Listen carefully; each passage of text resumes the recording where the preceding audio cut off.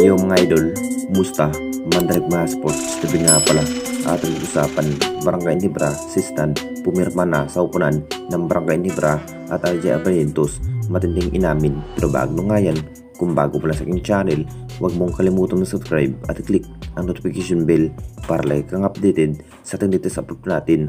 So masasabing magugulat pa rin ang lahat sa pinabagong lineup ng ating Barangay Nibra ngayong season mga idol, dahil nagpapalakas na rin ang naging chemistry ng ating Barangay Nibra. Isa na rin ang nasabing player na si Sistan mga idol. Talagang plano na rin na magpa-trade sa poder ng ating Barangay Nibra ang nasabing player.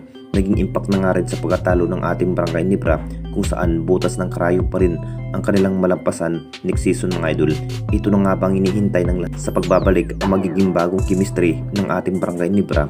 Isa na nga yan ang kunin ng ating Barangay Nibra ay walang iba kundi si Sistan mga idol ng ating Jinkings. Para sa nasabing player na si Sistan mga idol, na parang nanghihinayang pa rin ang Jinkings dito, kung bakit binitawan nga si Sistan nung napunta sa Tira Permajeep.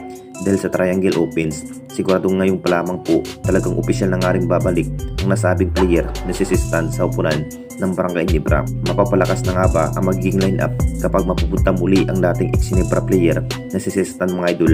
Magandang nasa isip pa nga rin ng ating Jinkings para sa panabagong chemistry. Maiiba na nga rin ang takbo sa bawat performance nung naaalis si Sistan. Bagong player ang pinalit, pero naging impact pala sa pagkawala ni Sistan mga idol sa poder ng Barangay Nibra. Final decision, pumirma na rin ng bagong kontrata ang nasabing player na si Sistan sa upunan ng Barangay Nibra. At dito na naman tayo sa isa pa nating balita.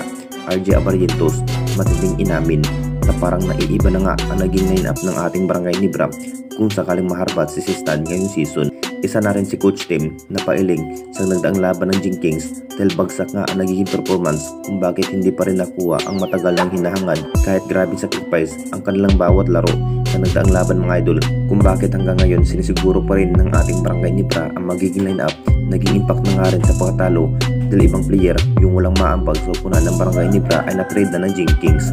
Tulad nga kay Sidney Onubire mga idol, waiting na rin si Raymond Aguilar dahil mas patibayan pa rin ang magiging line-up ng Jinkings para hindi na nga rin mabigo sa susunod na season.